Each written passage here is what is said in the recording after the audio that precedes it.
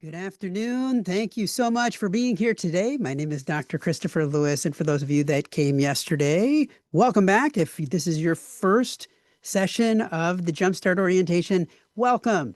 We are so excited that you're here today, and I'm really excited about the topics that we're going to be talking about today. As I mentioned yesterday, we're going to be talking about two great topics. Our first topic today is going to be talking about writing in graduate school. A lot of times it's a topic that definitely causes some concern with students about what does it mean? What does it mean for me to be a writer, not only as an undergraduate student and what I had to do as an undergraduate student, but what do I have to do to be able to be a solid writer once I make that transition to graduate school? And we're going to be talking about that first today. And then we're going to have a panel of some faculty members that are going to be joining us and talking about the faculty experience and what it means and what they are expecting of you. So I'm hoping that you'll be able to stay for both. We will be recording both of these as well, so they'll be offered to everyone after the fact. But I'm really excited for our first session today to introduce you to a great member of our staff. Amanda Seney is with us, and Amanda is the academic program specialist, the graduate writing specialist in our writing center, and she works with all graduate students. So if you've got questions, if you've got a paper, if you've got issues coming up, she's the person to go to in the Thompson Library, and she will definitely be able to help you along the way. I am going to turn it over to her because I'm really excited to hear what she has to say. But Amanda, thanks so much for being here today. Thank you so much for having me. Can you hear me okay? All right, awesome. Okay, so we're going to get started. I'm going to do my best to keep this at about an hour or less, so you have a time or a little bit of a chance to like breathe in between here. So welcome to Writing in Graduate School. As Dr. Lewis said, I'm Amanda Seney. I am the academic program specialist and graduate writing specialist. I'm the dedicated graduate writing support person at the Marion E. Wright Writing Center, which is in 308 Thompson Library. If you haven't been, we're right directly across on the back wall. So from the doors. Okay, now I'm gonna try and like, now we're good.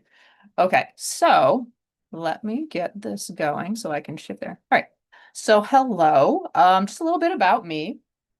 I've been with the Writing Center for a little over 5 years. I did my undergraduate and graduate work at U of M-Flint. I did English and anthropology as a double major in my undergrad, and I did master's in English language and literature.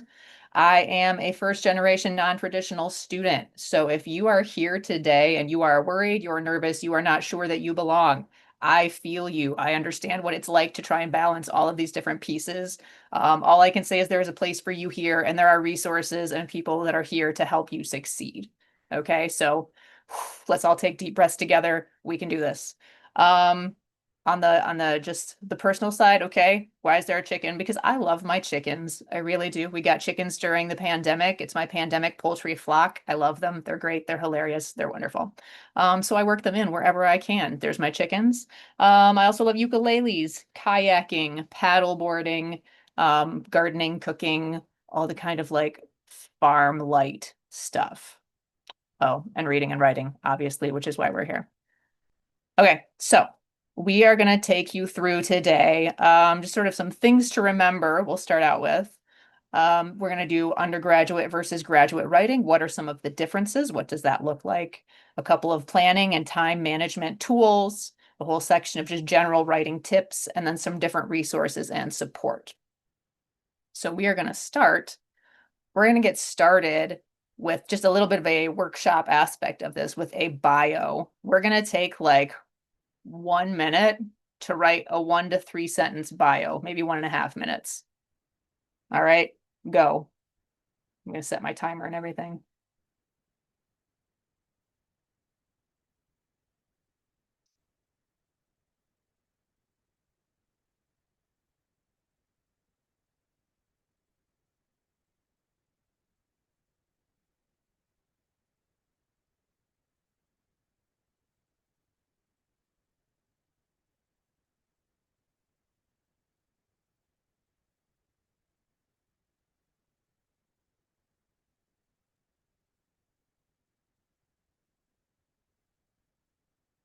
Ooh, question in the chat. Do I want you to type it in the chat? No, you do not need to do that. This is just an exercise. You can do it for yourself. That's a good question, though. Thank you.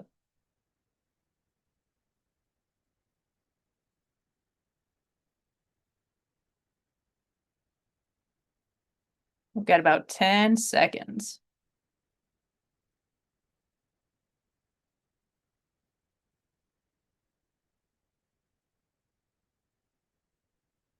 And stop. Okay. So now the next stuff you can put in the chat. Since we're in this webinar format, I'm not sure how well it works with trying to actually unmute. So what decisions influenced what you wrote in your bio? What did you think about when you were writing it? Throw them in the chat. What you got? Who I am? Yep. Experiences? Yep. Very good. Ooh, who I am and why I'm here. I love that. Educational background, where I live, and hobbies. All right. Family. Excellent. So we've got a whole group of stuff here. Very good. Thank you guys for sharing. So, ooh, career perspective. Nice. So this is a little bit of a gotcha moment. So I apologize in advance for this. But it's to make a point. So how did you know whose bio we were even writing, right? Did we know if it was a professional bio? Was it supposed to be like a literary journal bio? I don't know. The point of all of this being, ask questions, please. If you do nothing else, if you hear nothing else from today, ask questions as you write. It is so important to clarify these expectations to make sure that you are on the right track. The details matter, right? Ask questions early and often. You do not want to be 15 pages into a project and then figure out that you're off track. You definitely don't want to be 50 pages in, and I've seen it happen, and it is not fun for anybody. So, all right, I promise I'll be nice now. Thanks for playing along. Okay, so now, undergraduate versus graduate writing. Oh, I forgot we do have a little bit more that we're going to throw into the chat here. Okay, so we're going to think about each of these little pieces one at a time. Can anybody throw out some suggestions? What are the differences between like undergraduate topics and graduate topics? Like, how do you know what you're writing about?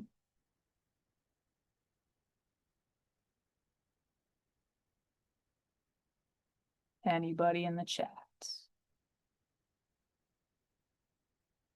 They're kind of abstract questions, I'll agree. Okay, your topic becomes more narrow according to your discipline. That's a good point here. So we're going a little bit more like, how do you know what you're writing about? In this case, so undergrad, a lot of times you're writing to a prompt, right? Like you have something that the instructor has given you. Compare and contrast these two time periods, whatever. Graduate writing, you're much more likely to be writing about a research question that you yourself have had to come up with, right? Very different directionally. All right, so research, undergrad versus grad. I think you kind of already answered this one in the chat. Well, actually, we kind of did a little bit backwards. Anyway, so for undergrad, it tends to be smaller in scope, right? And for graduate, you are going to be more narrowed in according to your field. You're looking more intensely at that, but it is also generally more extensive and in-depth because you're finding all these pieces about your question and you're having to dig deeper into it, right? So it's like you're funneled down into this in a way. All right, how do we analyze stuff and make an argument in undergrad versus grad? Any suggestions? Like, what do we do with the information?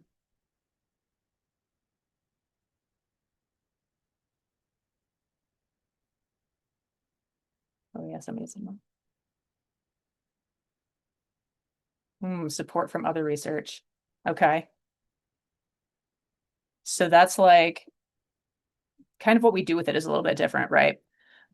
In undergrad, you're taking research that other people have already done, right? And you're restating it to make your argument. You're saying, because this person said this thing, then that proves this point that I am making. Whereas with graduate, yeah, you analyze it for sure. You add to and you're building on existing research. Like you are creating new scholarship, basically. And then same thing for purpose, right? For undergrad writing, a lot of what you're doing is you are just proving that you have learned and understood something, right? You're taking this and you're using it. For graduate, you're actually, again, building on that body of scholarship. You're adding new things because maybe nobody has asked this research question of yours before, right? And so you are actually stepping into that place of being a scholar and engaging with the field in that way. So those are some of the differences, right? Undergrad versus grad. So because of the often bigger and more self-directed graduate writing, it can feel like you have this pile of puzzle pieces, but you do not know what picture you're even trying to make. That is okay.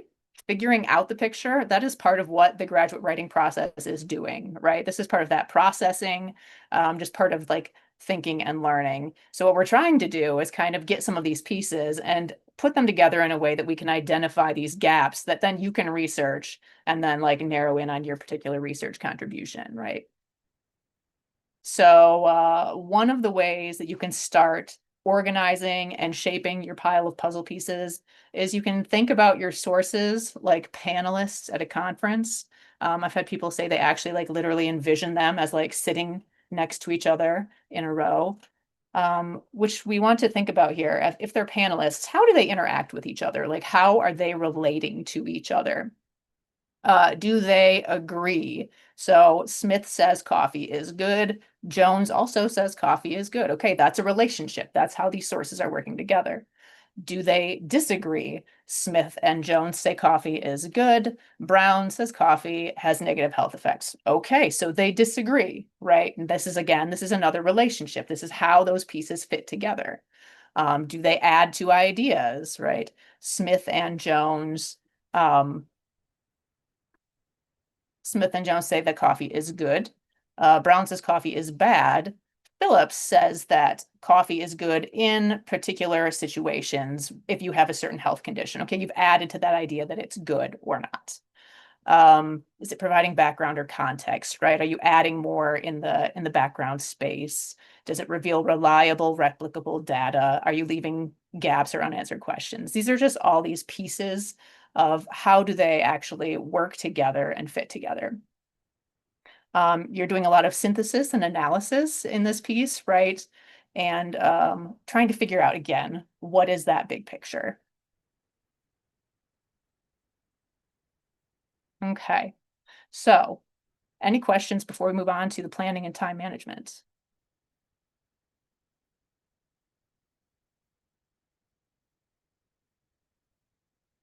Nothing so far? Okay. Okay. So this is again, because the graduate writing can be so big and more in-depth and complex. We want to break these things into smaller pieces. We're chunking the work into manageable pieces because we can no longer get away with writing the paper the day that it's due.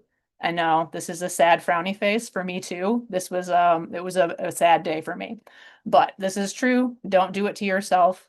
Try and make these big things into smaller pieces, right? So for research, that might mean we dedicate one piece or one day is thinking about a thesis question. We're going to make a checklist and do next is our library search. Check. Source evaluation. Check. Close reading and collection. Check, right? We're just going down our list. Lists are now our friends to break these tasks into the small pieces. Same thing for writing. So we're going to organize an outline. Then we revise. Then maybe we do a first draft. We get feedback. We revise, et cetera, et cetera, et cetera. Notice how many times revise shows up on the list pretty much after every step. We want to make friends with revision because again, this stuff is often bigger and more complex. And that means it's going to take more work to really figure out what we're saying and sculpt it into that final product. So today, this is my gift for you guys. It's free. You're welcome. So one of the ways that we like to organize the information as we're going, because this isn't an organization like tool, right, is the information management chart. This is available on our website. And so here we can see, right, we've got search terms. And in this first column, we're going to say, okay, I want to look at anything that has to do with teachers and educators. Okay. So then across the top, these are my different sources that I'm looking at.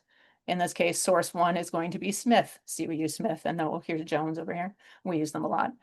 So Smith, here is the complete citation, just the way that it will go into your reference list at the end.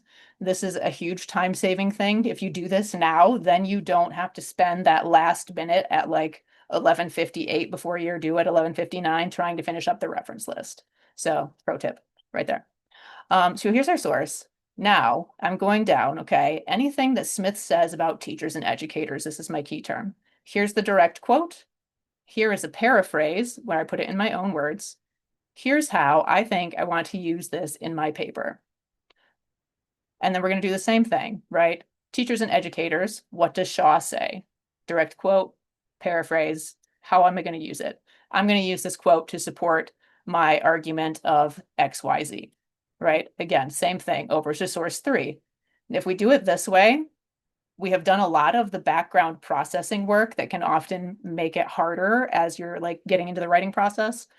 And it's also setting up this map for you to follow later of the relationships of how these things fit together and of how you thought you wanted to use it, like where it was supposed to go in the paper later. Because once again, because you're dealing with these larger and more complex topics, it's easier to forget how you thought you were going to use something if you don't make a note on it. So this is a tool that we really like. It works for a lot of things. It's super, super useful for doing literature reviews.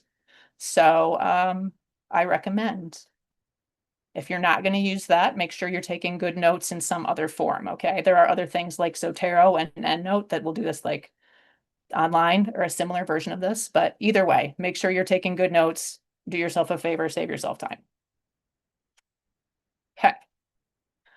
So some general writing tips.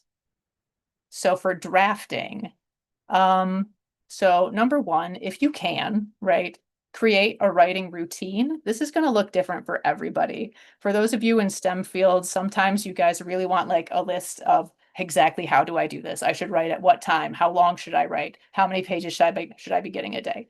I don't know, right? Because you are using your own unique context that you're living in to figure this out. I don't know what your particular goals are, right? Like, what are your responsibilities at home? There's all these different things going on. So you need to figure out something that works for you. For me, my writing usually got done after everybody had gone to bed, right? It is dark, it is quiet. This is when I have the chance to do my writing.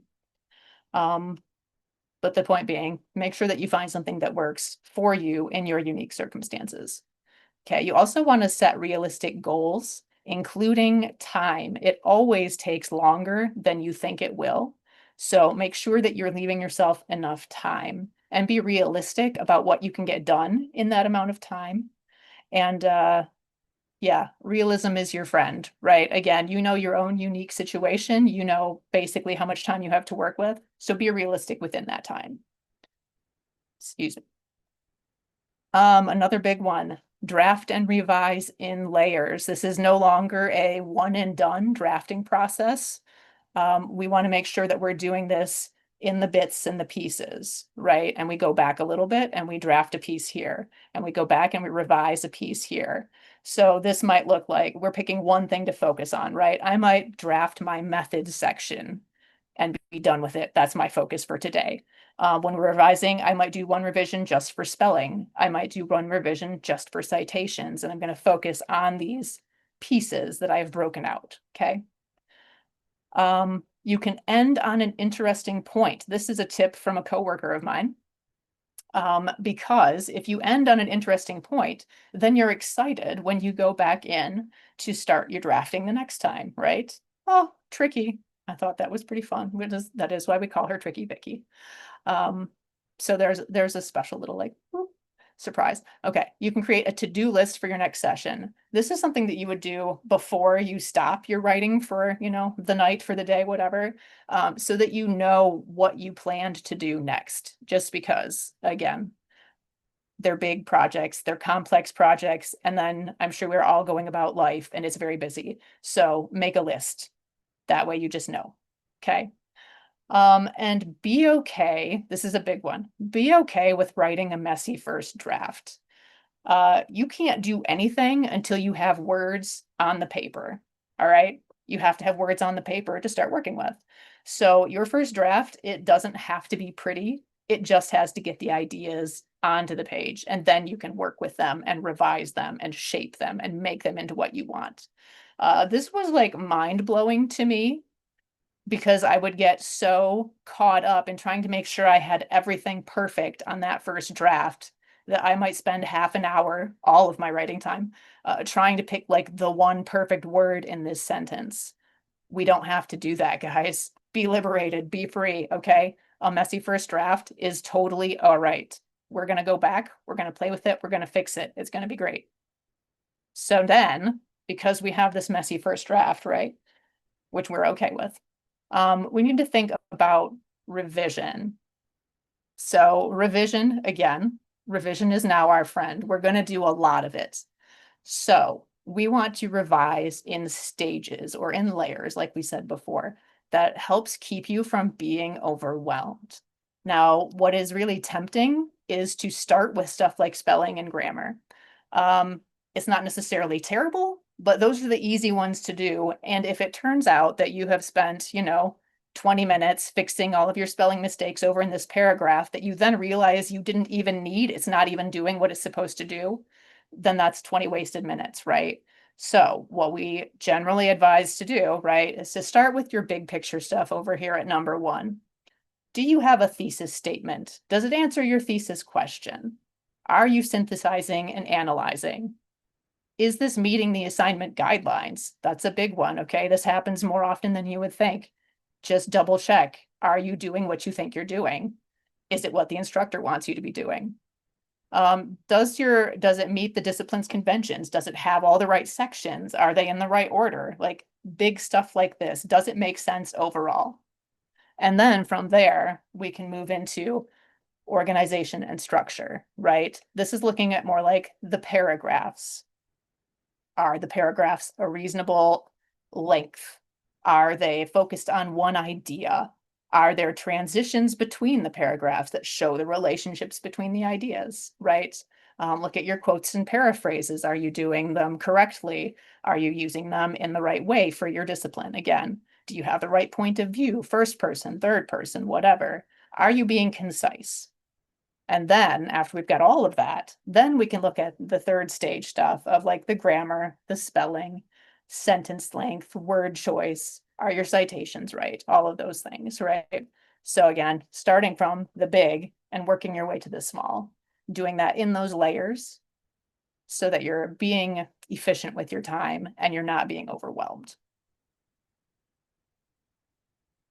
Okay, so here's another question that we get. Scholarly writing, what is it? How do I make my writing sound scholarly and academic? So this is taken largely from the Graduate Writing Guy website. If you have not checked it out, he has a lot of really great resources that I recommend. So there's another freebie gift to you.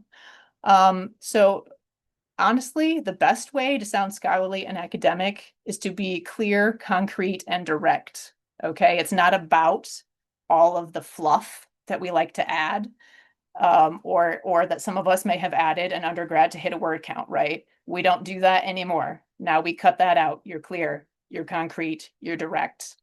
Partly because if you have too much jargon or too many like abstract ideas, that just makes your reader confused, right? And the confused reader does not think, wow, this writer is so smart.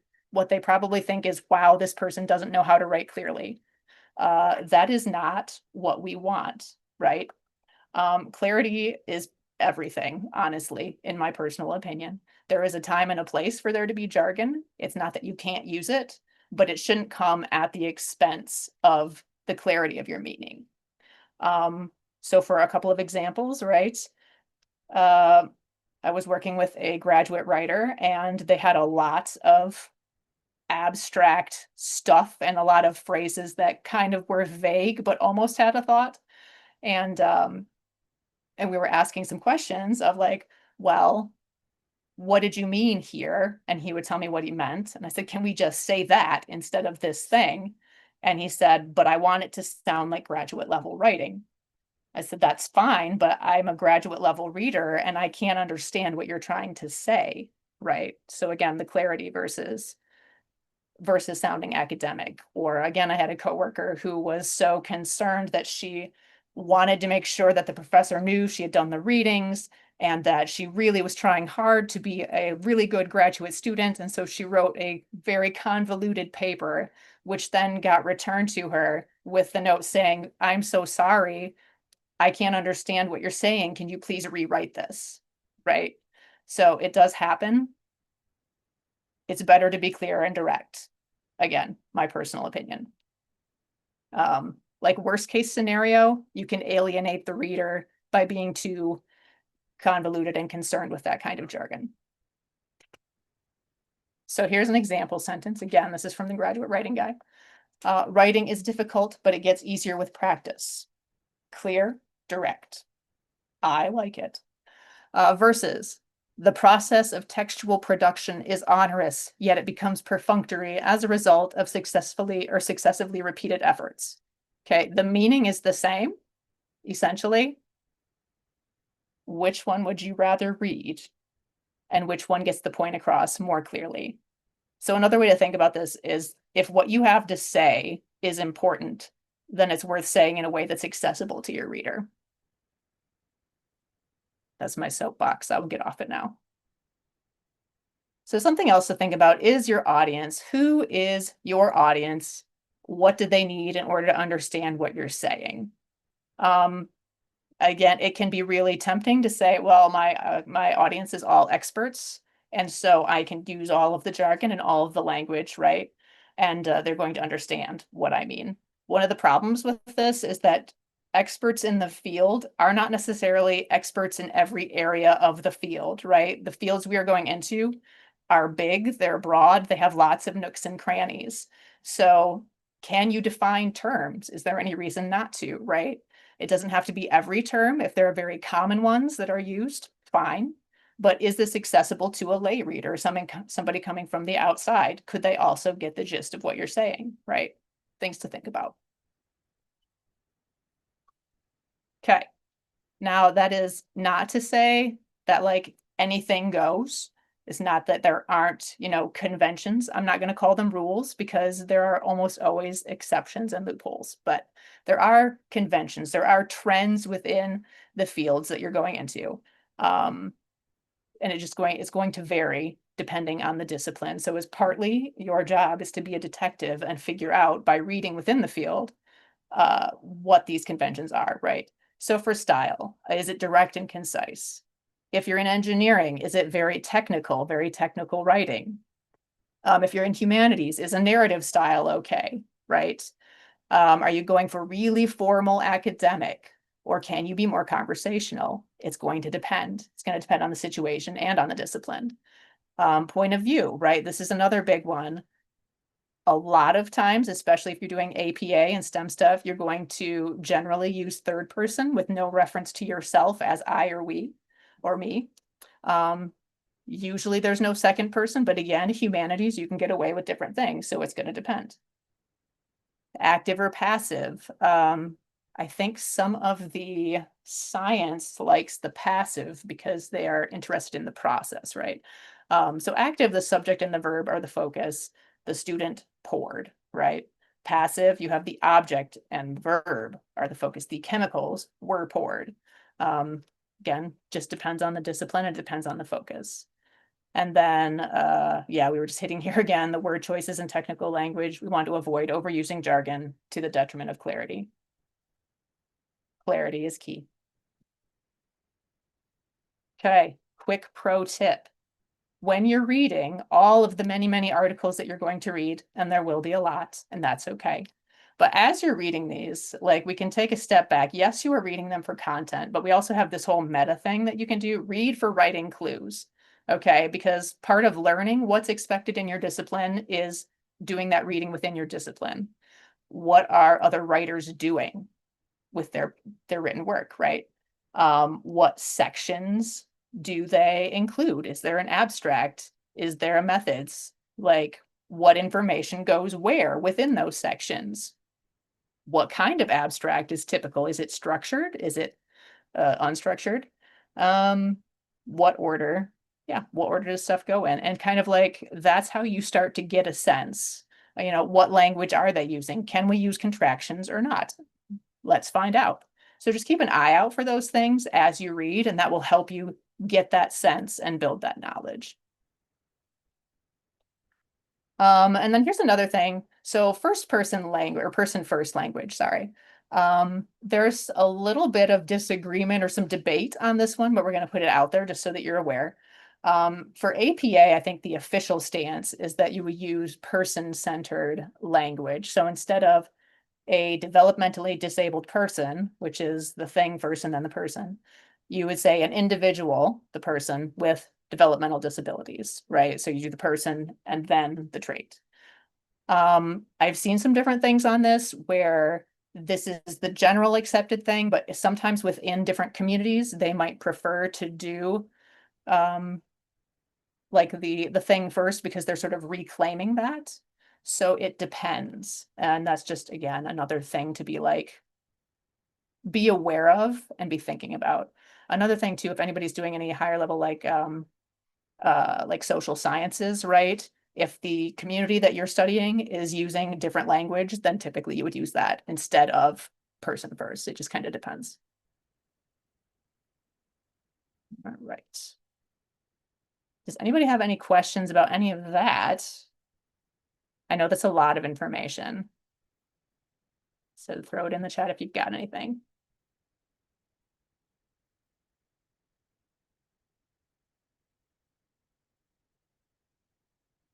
Yeah, okay.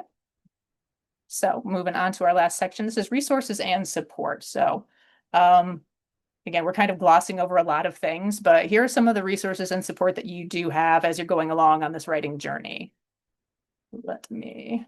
So who is on your writing team? So first of all, everybody at the library, right? This particular example is Emily Newberry. She works with a lot of the students. I think she's done a lot with the ed students, doing systematic reviews. And then I think some of the nursing program also has worked with Emily. But any of our librarians, okay, they are awesome. They are highly qualified. They are here to work for you, right? Your tuition literally, pays for them to be able to do their job. This is something you're already paying for. Please using it. Oh, hey, we have a question. Okay. Boaz, we're going to come back to the APA thing in just a minute, okay? We'll get back to that at the end. Somebody remind me if I forget. Okay, so the library, they are awesome. This is the point. You can ask them questions. They can walk you through how do you use the database, right? How do you do research? How do I find this piece of this thing? They are very good. So I highly recommend that you use them. Here are some specific library resources that we have available. This is their website for their landing page, which is libguides.umflint.edu/library. Oh, databases. This is the big one. They have so many databases. There's so much information. If you are coming out from a non-traditional situation, one of the things that I missed the most about not being a student was that I didn't have access to all of the scholarly information. And so I love it. I just love it.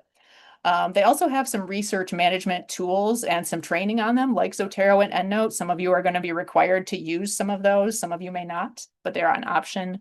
They have a ton of video tutorials and webinars on all kinds of things.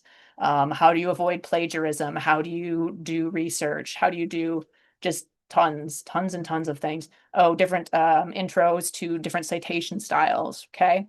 They have it's all on their YouTube, I believe. Yes.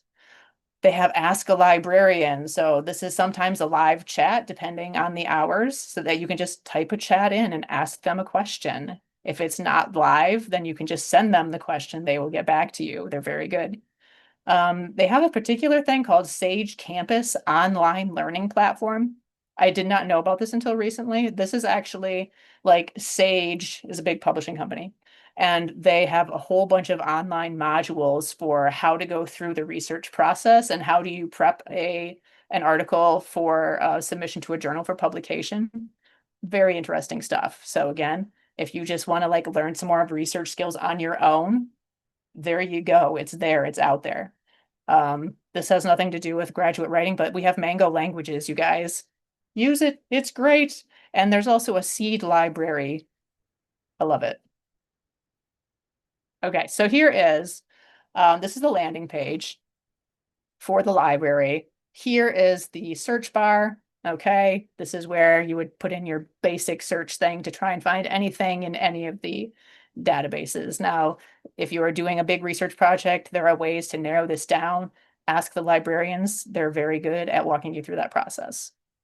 There's also this quick link section over here, which is a bunch of the stuff that people use the most often.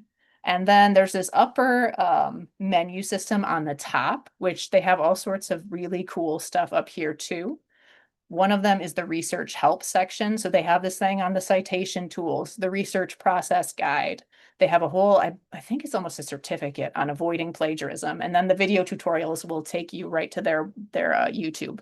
And you can go through and find, again, all kinds of excellent information. Oh, I gave that one a star. I like it. If you scroll down, they have, again, some of these same things like the avoiding plagiarism. You've got the citation tools, Zotero. They also have the Ask a Librarian.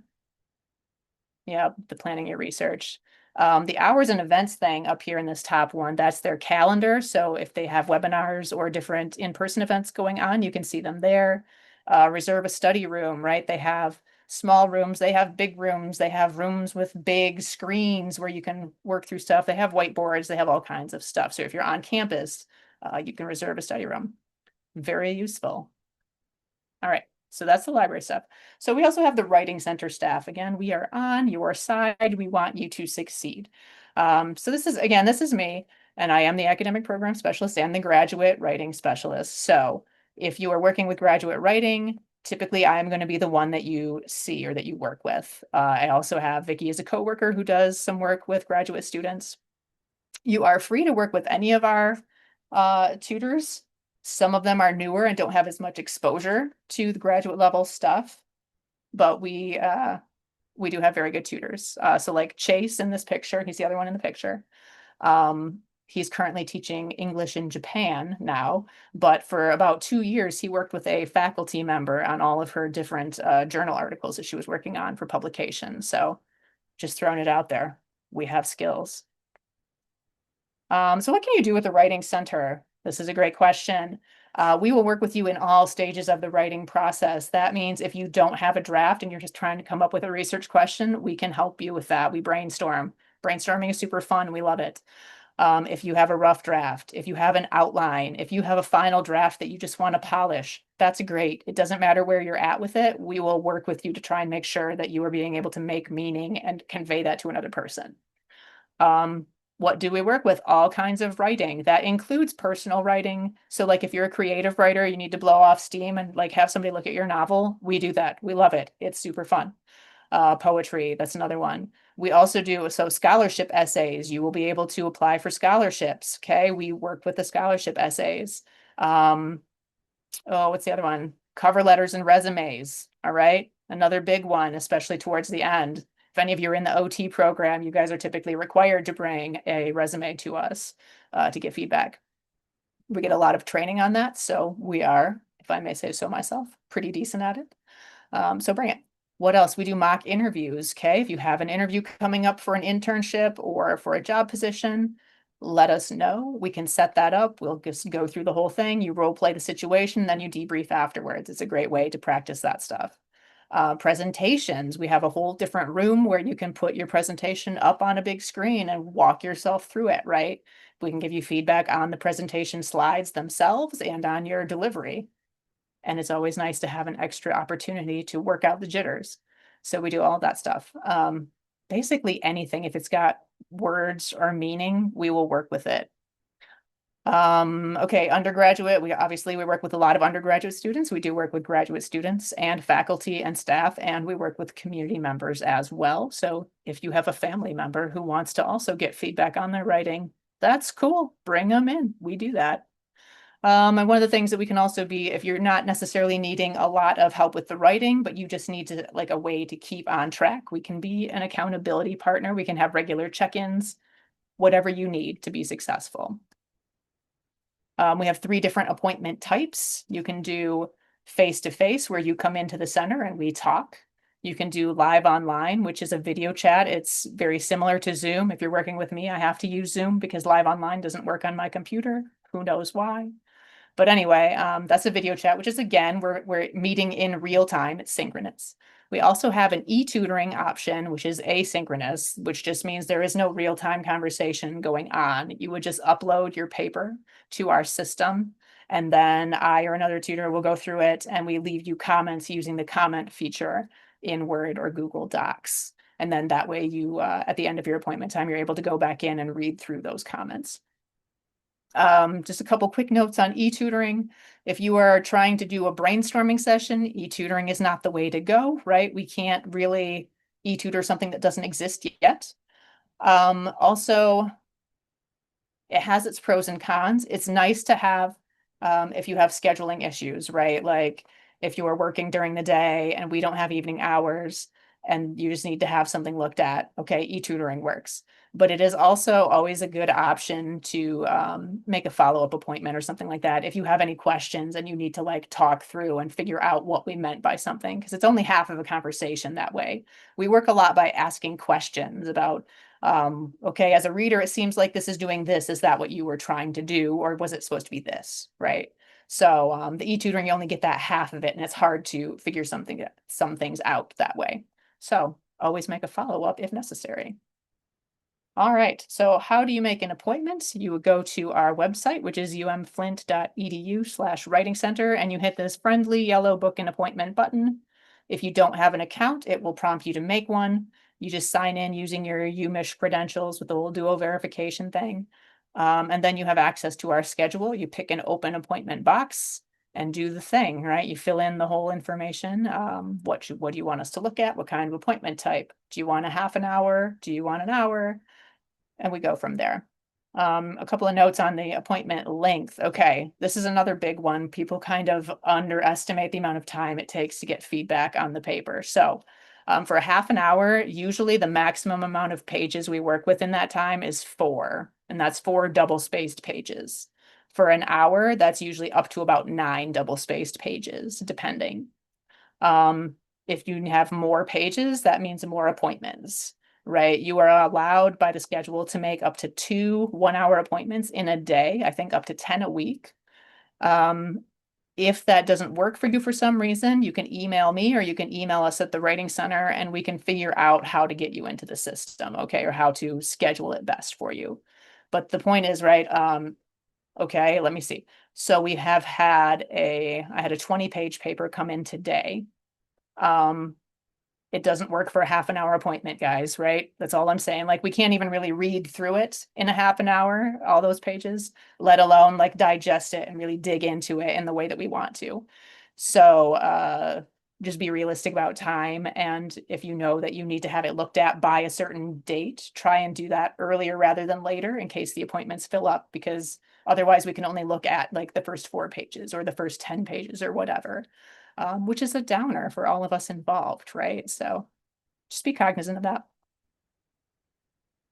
We do also have a specific graduate writing resources page on our website, which is always kind of changing and updating, and it's got different stuff on there. So check that out if you don't have time to like come in. We do have some different resources available. We also have, this is a really cool thing, this is new, is we have partnered with a community organization to be able to offer North Star online learning, which is they do online self-paced digital skill training education modules, okay? So this is especially for any of you who are like a non-traditional student, you're coming back after a long break and you're not necessarily as tech savvy as you would like to be. You're like, Google Doc, what is that? which no judgment, okay? The first time I used Google Doc was when I came back to school. And before that, I was like, I don't know.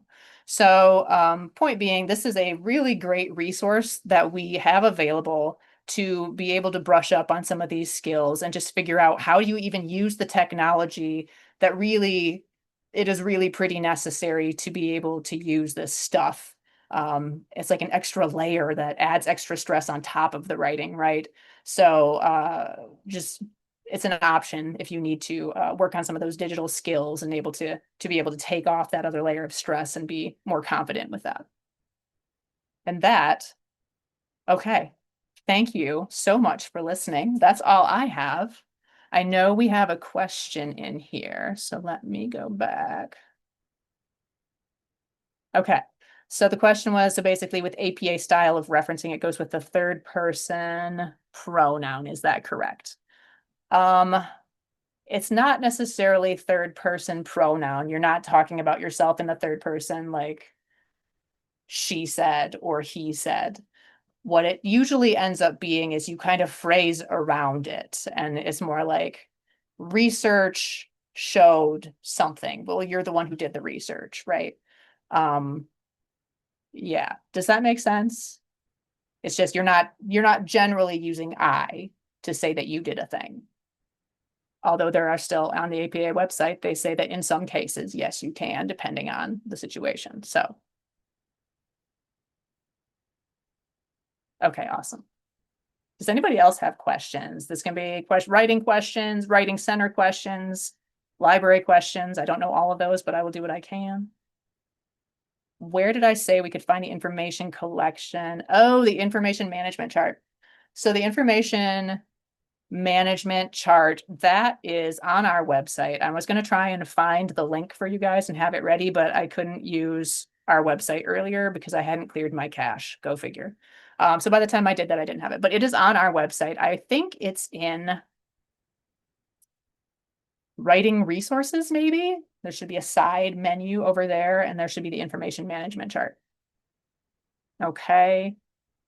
Are we using APA and not MLA? That is going to depend on your discipline and your program. So APA is becoming more common in different situations. If you're doing nursing is typically using APA, social work is using APA, OT and PT are often using APA unless you're using AMA, it depends. MLA, let me see. So like the masters in liberal studies will sometimes use MLA, but it depends on the specific thesis project. Yeah. So again, the answer is just going to be, it depends on your particular circumstance. Did that help? Ooh, a good reference textbook for APA and MLA help. So the best options, okay. MLA, we usually use Purdue OWL, which is PURDUE OWL. I think it's either com or org. Anyway, just search Purdue OWL MLA, and they have a whole bunch of stuff. APA, okay, let's back it up. For both of those, your best reference is the manuals themselves, right? I think we have copies of both of these in the library. I don't know that you can check them out, but those are your big thing. For nursing programs, again, they typically advise you to just buy the manual, and it really does help because they get so much more specific. Now for APA, the APA style website, it's apastyle.apa.org, I want to say. They have just a ton of their information is there for free. And some of it even is like, if you're looking at their blog, they will have information that goes beyond what's included in the manual. So that is like, you would use the two of those together. Yeah, very good ones. Good questions.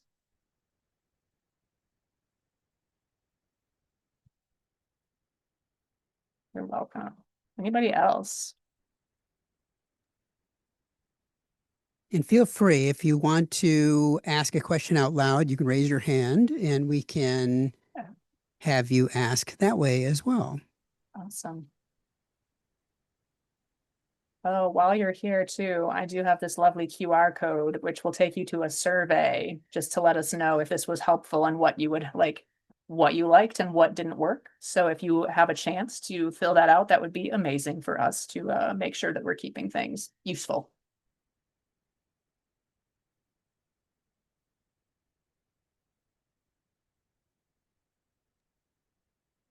We will leave that up there here for a second. Yes, the recording will be available, Jennifer. We'll be putting it up on our YouTube page and we'll be sending an email after all the sessions are over so that you can refer back to all 6 of the sessions at the end. Nice.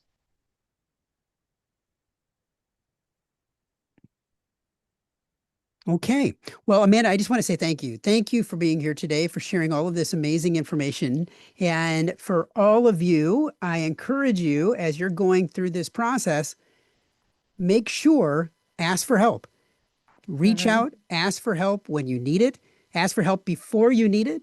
And as you get those assignments, if you're looking at it and it's just like, whoa, what is going on? Make an appointment, go in, talk it through. The Writing Center is there to help you in that way. Sometimes you just need to talk it through to get you moving in the right direction. And there's no shame in asking for help if you need it. So make sure, do it ahead of time. Don't wait till the deadline because you may not be able to get an appointment at that time then when you really need it. Make sure to get it ahead of time and prepare yourself in that way. Amanda, thank you so much. For all of you that are on the call right now, we are going to be having another session starting in 7 minutes. So this gives you an opportunity, get a drink, take a break, and don't leave because this next session is going to be great as well. We're going to be having 2 faculty members with us. We'll be moderating some questions and asking them some questions, but then it's an opportunity for you to get some perspective on faculty and graduate programs and what they may expect of you. So stick around. Don't go too far. We're going to be starting in just a couple of minutes and feel free to take a break. But Amanda, thank you so much for being here. Thank you so much. I did see one more thing in the chat. It says the QR code gives me a message that I need permission. I will go back and fix that, guys. Sorry. But anyway, thank you for having me. I appreciate it. All you have to do once she fixes that, all you have to do is refresh that screen. So Oh, just if you nice. can refresh it, and we can also leave this up for a second. Amanda, if you want to go Oh, over yeah. and change it. Um, Okay. but then you should be able to refresh it. And I can also, Amanda, why don't you do this?